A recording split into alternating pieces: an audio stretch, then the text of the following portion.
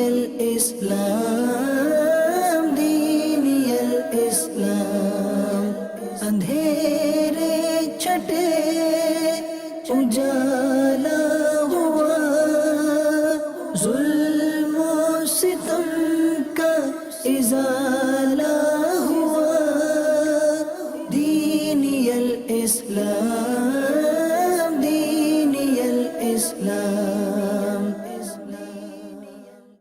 الحمدللہ رب العالمین والصلاة والسلام علی سید الانبیاء والمرسلین اما بعد فاعوذ باللہ من الشیطان الرجیم بسم اللہ الرحمن الرحیم الصلاة والسلام علیک یا رسول اللہ وعلی آلک واصحابک یا حبیب اللہ الصلاة والسلام علیک یا نبی اللہ وعلی آلک واصحابک یا نور اللہ. سرکار مدینہ راحت قلب و سینہ صلی اللہ تعالی علیہ وسلم پر درود و سلام پڑھنے کی بے شمار فضیلتیں اور برکتیں ہیں. حضرت انس بن مالک رضی اللہ تعالی عنہ سے روایت ہے، سرکار دو عالم نور مجسم شاہ بنی آدم رسول محتشم صلی اللہ علیہ وسلم نے ارشاد فرمایا، یا ایہا الناس ان انجاکم یوم القیامت من احوالها ومواطنها اکثرکم علی صلاة فی دار الدنیا. اے لوگو، بے شک قیامت کے دن اس کی دشوار گزار گھاٹیوں اور دہشتوں سے جلدی نجات پانے والا وہ شخص ہوگا جس نے دنیا میں مجھ پر کثرت سے درود پاک پڑھے ہوں گے. صلو علی الحبیب صلی اللہ تعالی علی محمد صلی اللہ تعالی علیہ وسلم. میٹھے میٹھے اسلامی بھائیوں اور مدنی چینل کے ناظرین، گزشتہ سلسلے میں ہم نے زمانہ جاہلیت میں ہونے والی برائیوں کے حوالے سے سنا تھا. نبی پاک صلی اللہ علیہ وسلم نے لوگوں کی تربیت فرمائی، لوگوں کو اچھے اخلاق سے آراستہ کیا. آپ نے دعوت اسلام کا سلسلہ جب شروع کیا تو مکے کے لوگ آپ کے دشمن ہو گئے. جو آپ کو سب سے زیادہ عزیز سمجھتے تھے وہ آپ سے دور ہو گئے. سرکار دو عالم صلی اللہ علیہ وسلم کی عمر مبارک جب 40 سال ہوئی تو آپ صلی اللہ علیہ وسلم پر وحی کا سلسلہ شروع ہوا. سب سے پہلی وحی آپ صلی اللہ علیہ وسلم پر غار حرا میں نازل ہوئی. یہ جبل نور میں ایک غار ہے جس کو غار حرا کہا جاتا ہے. یہ مکہ سے 3 میل کے فاصلے پر منی کو جاتے ہوئے بائیں سمت واقع ہے. آپ صلی اللہ علیہ وسلم کو سچے خواب نظر آتے. جو کچھ آپ رات کو خواب میں دیکھتے وہی صبح کو واقعات پیش آتے. سرکار دو عالم صلی اللہ علیہ وسلم کی عمر مبارک جب 40 سال ہوئی تو اسی غار حرا میں آپ صلی اللہ علیہ وسلم کے پاس سیدنا جبریل امین علیہ السلام حاضر ہوئے. آقا علیہ السلام غار حرا میں عبادت میں مصروف تھے کہ جبریل امین علیہ السلام حاضر خدمت ہوئے اور آقا علیہ السلام سے عرض کی، اقرأ، پڑھیے. پیارے آقا صلی اللہ علیہ وسلم نے فرمایا، ما انا بقارئ، میں نہیں پڑھتا. بعض لوگ اس کا ترجمہ یوں کرتے ہیں کہ میں پڑھنے والا نہیں یا میں پڑھا ہوا نہیں. حالانکہ پیارے آقا صلی اللہ علیہ وسلم تو وہ ہیں جن کو اللہ نے پڑھایا ہے. جی ہاں، اللہ پاک قرآن پاک میں فرماتا ہے، الرحمن علم القرآن. رحمان نے اپنے محبوب صلی اللہ علیہ وسلم کو قرآن سکھایا. نبی پاک علیہ السلام نے انسانوں سے نہیں پڑھا. کوئی آپ کا دنیا میں استاذ نہیں، اللہ نے آپ کو سکھایا ہے. بہرحال جب فرشتے نے آپ سے کہا اقرأ، پڑھیے، آپ علیہ السلام نے فرمایا میں نہیں پڑھتا.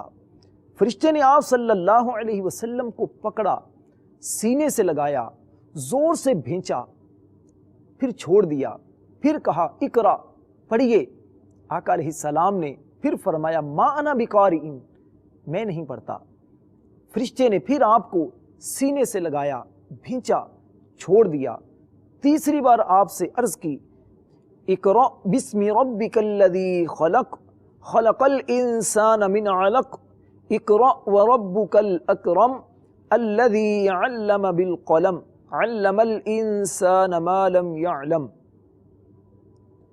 ترجمہ کنز الایمان، پڑھو اپنے رب کے نام سے جس نے پیدا کیا آدمی کو خون کی پھٹک سے بنایا۔ پڑھو اور تمہارا رب ہی سب سے بڑا کریم جس نے قلم سے لکھنا سکھایا، آدمی کو سکھایا جو نہ جانتا تھا۔ یہی سب سے پہلی وحی تھی جو آپ صلی اللہ علیہ وسلم پر نازل ہوئی۔ ان آیتوں کو یاد کر کے سرکار دو عالم نور مجسم صلی اللہ علیہ وسلم اپنے گھر تشریف لائے، مگر اس واقعہ سے جو بالکل اچانک آپ کے ساتھ پیش آیا تھا، آپ کے قلب اطہر پر لرزہ طاری ہو گیا۔ آپ صلی اللہ علیہ وسلم نے اپنے گھر والوں سے فرمایا، زمیلونی زمیلونی، مجھے چادر اڑھاؤ، کملی اڑھاؤ۔ جب آپ صلی اللہ علیہ وسلم کا خوف کچھ دور ہوا، گھبراہٹ کچھ دور ہوئی، تو آپ صلی اللہ علیہ وسلم نے سیدتنا خدیجۃ الکبریٰ رضی اللہ تعالی عنہا کو سارا واقعہ بیان کیا اور فرمایا، مجھے اپنی جان کا ڈر ہے۔ یہ سن کر سعادت مند زوجہ سیدتنا خدیجۃ الکبریٰ رضی اللہ تعالی عنہا عرض گزار ہوئیں کہ میرے سرتاج، آپ کی جان کو کوئی خطرہ نہیں ہے، خدا کی قسم اللہ تعالیٰ کبھی بھی آپ صلی اللہ علیہ وسلم کو رسوا نہیں فرمائے گا۔ آپ صلی اللہ علیہ وسلم تو رشتہ داروں کے ساتھ اچھا سلوک فرماتے ہیں، دوسروں کا بوجھ اٹھاتے ہیں، خود کما کما کر مفلسوں اور محتاجوں کو عطا فرماتے ہیں، دوسروں کی مشکلات کو حل فرماتے ہیں۔ اس کے بعد ام المؤمنین سیدتنا خدیجۃ الکبریٰ رضی اللہ تعالی عنہا نبی پاک صلی اللہ علیہ وسلم کو لے کر اپنے چچا زاد بھائی ورقہ بن نوفل کے پاس گئیں۔ ورقہ ان لوگوں میں سے تھے جو موحد یعنی اللہ کی وحدانیت کا اقرار کرنے والے تھے اور اہل مکہ کے شرک اور بت پرستی سے بیزار ہو کر نصرانی ہو گئے تھے اور انجیل کا عبرانی زبان سے عربی میں ترجمہ کیا کرتے تھے، بہت بوڑھے اور نابینا ہو چکے تھے۔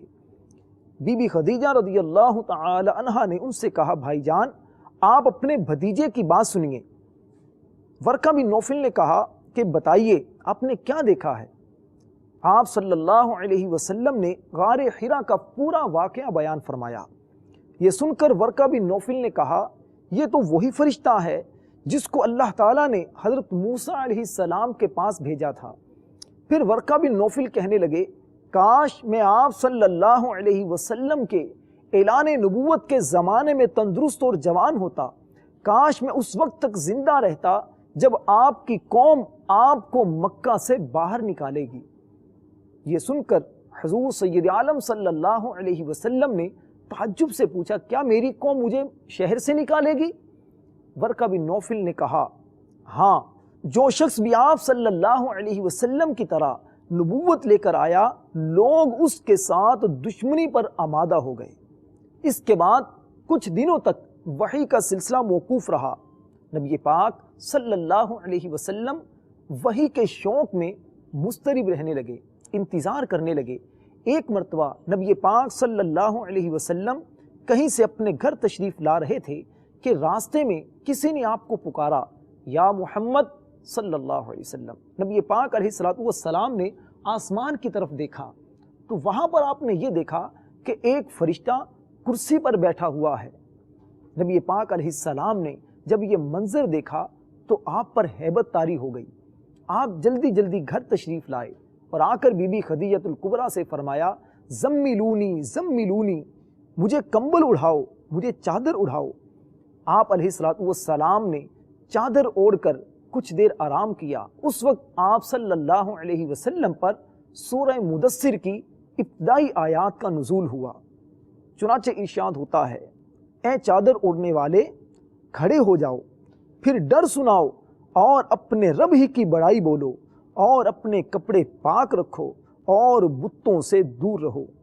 ان آیات کے نزول کے بعد سرکار دو عالم نور مجسم صلی اللہ علیہ وسلم تبلیغ دین کے لیے تیار ہو گئے۔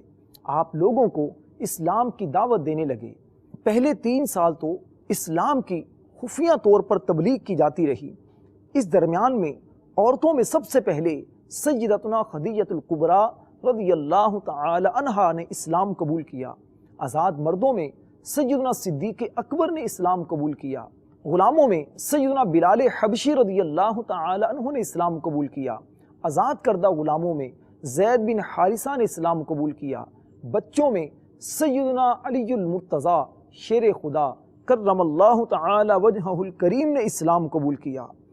پھر حضرت سیدنا عثمان، سیدنا زبیر بن عوام، سیدنا عبد الرحمن بن عوف، حضرت سعد بن ابی وقاص، حضرت طلحہ بن عبید اللہ رضی اللہ تعالی عنہم بھی جلد ہی دامن اسلام میں آ گئے۔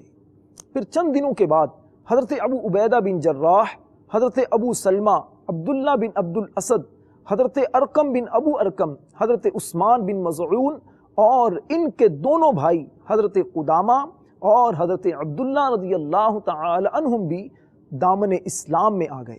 پھر کچھ مدت کے بعد حضرت سیدنا ابو ذر غفاری، حضرت سیدنا صہیب رومی، حضرت عبیدہ بن حارث بن عبد المطلب، سعید بن زید بن عمر بن نفیل اور ان کی بیوی فاطمہ بنت خطاب، حضرت عمر رضی اللہ تعالی عنہ کی بہن نے بھی اسلام قبول کر لیا۔ اور حضور سید عالم صلی اللہ علیہ وسلم کی چچی حضرت ام الفضل، حضرت عباس بن عبد المطلب کی زوجہ اور حضرت سیدنا ابو بکر صدیق رضی اللہ تعالی عنہ کی صاحبزادی حضرت اسماء بنت ابی بکر رضی اللہ تعالی عنہا بھی مسلمان ہو گئیں۔ ان کے علاوہ دوسرے بہت سے مردوں اور عورتوں نے بھی اسلام لانے کا شرف حاصل کیا۔ واضح رہے کہ سب سے پہلے اسلام لانے والے سابقین و اولین کے لقب سے جو سرفراز ہوئے، ان میں اکثریت ان لوگوں کی تھی جو اسلام کی دعوت سے پہلے ہی ایک سچے مذہب کی تلاش میں تھے۔ سرکار دو عالم صلی اللہ علیہ وسلم نے 3 سال تک خفیہ طور پر لوگوں کو اسلام کی دعوت دی۔ 3 سال کی اس خفیہ دعوت دینے کے بعد مسلمانوں کی ایک جماعت تیار ہو گئی۔ اس کے بعد اللہ تبارک و تعالیٰ نے یہ آیت کریمہ نازل فرمائی، وَأَنذِرْ عَشِيرَتَكَ الْأَقْرَبِينَ، اے محبوب اپنے قریب تر رشتہ داروں کو ڈراؤ۔ یہ آیت نازل ہونے کے بعد نبی پاک صلی اللہ علیہ وسلم کوہ صفا پر تشریف لے گئے اور آپ نے بآواز بلند پکارا، اے گروہ قریش میری بات سنو۔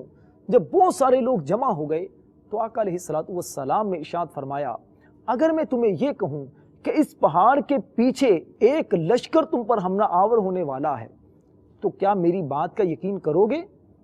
سب نے کہا ہاں ضرور کریں گے، اس لیے کہ ہم نے آپ کو ہمیشہ سچ بولتے دیکھا ہے، آپ کبھی بھی جھوٹ نہیں بولتے۔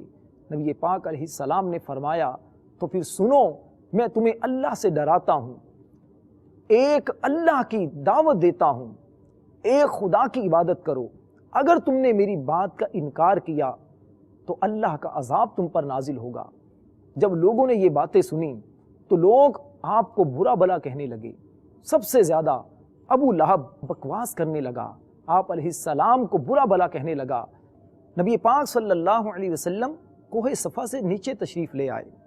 اس کے بعد نبوت کے 4تھے سال نبی پاک علیہ السلام پر یہ آیت کریمہ نازل ہوئی، آپ کو جو حکم دیا گیا ہے اس کو علل اعلان بیان فرمائیے۔ چنانچہ اس کے بعد آپ صلی اللہ علیہ وسلم اعلانیہ طور پر دعوت اسلام دینے لگے، شرک اور بت پرستی کی کھلم کھلا برائی بیان فرمانے لگے۔ یہ دعوت اسلام دینا تھی کہ لوگ آپ کے دشمن ہو گئے۔ خاندان بنو ہاشم اور قریش کے اعزاز کی وجہ سے آپ کو شہید تو نہیں کیا گیا، لیکن آپ پر ظلم و ستم کی آندھیاں چلا دی گئیں۔ کبھی آپ کو کاہن کہا جاتا، کبھی آپ کو جادوگر کہا جاتا، لیکن آقا علیہ السلام خاموش رہتے، صبر فرماتے۔ سرکار دو عالم صلی اللہ علیہ وسلم نے جب لوگوں کو اسلام کی دعوت دینا شروع کی تو لوگ آپ پر ظلم و ستم کرنے لگے۔ نبیوں کے سرور، دو جہاں کے تاجور، محبوب رب اکبر صلی اللہ علیہ وسلم کے جسم منور پر کبھی کوڑا کرکٹ اچھالتے، کبھی دروازہ رحمت پر جانوروں کا خون ڈالتے، کبھی راستے میں کانٹے بچھاتے تو کبھی بدن اطہر پر پتھر برساتے۔ ایک بار تو ان میں سے ایک بے رحم نے سجدے کی حالت میں گردن شریف کو نہایت شدت سے دبا دیا، قریب تھا کہ مبارک آنکھیں باہر تشریف لے آتیں، کبھی ایسا بھی ہوا کہ سجدے کی حالت میں پشت اطہر پر بچہ دان یعنی وہ کھال جس میں اونٹنی کا بچہ لپٹا ہوا ہوتا ہے رکھ دیا۔ اس کے علاوہ کفار جفاکار آپ صلی اللہ علیہ وسلم کی شان عظمت نشان میں گستاخانہ جملے بکتے، پھپتیاں کستے، آپ صلی اللہ علیہ وسلم کو معاذ اللہ جادوگر اور کاہن بھی کہتے۔ پیمبر دعوت اسلام دینے کو نکلتا تھا، نوید راحت و آرام دینے کو نکلتا تھا، نکلتے تھے قریش اس راہ میں کانٹے بچھانے کو، وجود پاک پر سو طرح کے ظلم ڈھانے کو، تمسخر کرتا تھا کوئی تو کوئی پتھر اٹھاتا تھا، کوئی توحید پر ہنستا تھا کوئی منہ چڑھاتا تھا، قریشی مرد اٹھ کر راہ میں آوازیں کستے تھے، یہ ناپاکی کے چھرے چار جانب سے برستے تھے، کلام حق کو سن کر کوئی کہتا تھا یہ شاعر ہے، کوئی کہتا تھا کاہن ہے، کوئی کہتا تھا ساحر ہے، مگر وہ منبع علم و حیا خاموش رہتا تھا، دعائے خیر کرتا تھا، جفا و ظلم سہتا تھا۔ میٹھے میٹھے اسلامی بھائیوں اور مدنی چینل کے ناظرین، دیکھا آپ نے ہمارے پیارے آقا مکے مدینے والے مصطفیٰ صلی اللہ علیہ وسلم نے اسلام کی خاطر کتنی تکلیفیں اٹھائیں۔ یہ سب کچھ نیکی کی دعوت اعلانیہ طور پر دینے سے ہوا، لہذا جب بھی کسی کو نیکی کی دعوت دینے اور اس کے سبب کوئی تکلیف اٹھانی پڑ جائے تو سلطان خیر الانام صلی اللہ علیہ وسلم کی راہ تبلیغ اسلام میں پیش آنے والی تکالیف و آلام کو یاد کر کے اللہ کا شکر ادا کیجئے کہ اس نے دین کی خاطر سختیاں جھیلنے والی سنت ادا کرنے کی سعادت بخشی۔ اس طرح انشاءاللہ شیطان ناکام و نامراد ہوگا اور صبر کرنا آسان ہو جائے گا۔ یقیناً راہ خدا میں تکلیفیں اٹھانا بھی سنت اور ان پر صبر کرنا بھی سنت، اور باوجود سخت ترین مشکلات کے نیکی کی دعوت کا سلسلہ جاری رکھنا بھی سنت ہے۔ الحمدللہ یہی پیاری سوچ ہمیں دعوت اسلامی کا مدنی ماحول دیتا ہے۔ آئیے مدنی قافلوں میں سفر کیجئے، مدنی قافلوں کے ذریعے نیکی کی دعوت کی دھومیں مچائیے، گھر گھر درس جاری کیجئے، اور اگر کوئی پریشانی ہو، مشکل کا شکار ہو، کوئی مصیبت آئے، سختی کا سامنا کرنا پڑے تو صبر سے کام لیجئے۔ یہی پیارے آقا صلی اللہ علیہ وسلم کی سنت مبارکہ ہے۔ دعا ہے اللہ کریم ہمیں نیکی کی دعوت کی دھومیں مچانے کی توفیق عطا فرمائے۔ انشاءاللہ آئندہ سلسلے میں صحابہ کرام علیہم الرضوان نے اسلام کی خاطر جو تکالیف برداشت کی ہیں، جن سختیوں کا مقابلہ کیا ہے، ان کا بھی بیان ہوگا، اور نبی پاک علیہ الصلوۃ والسلام کی اجازت سے مسلمانوں نے جو پہلی ہجرت حبشہ کی طرف کی، پھر دوسری ہجرت کی، ان سب چیزوں کا بیان تاریخ اسلام کی روشنی میں ہوگا۔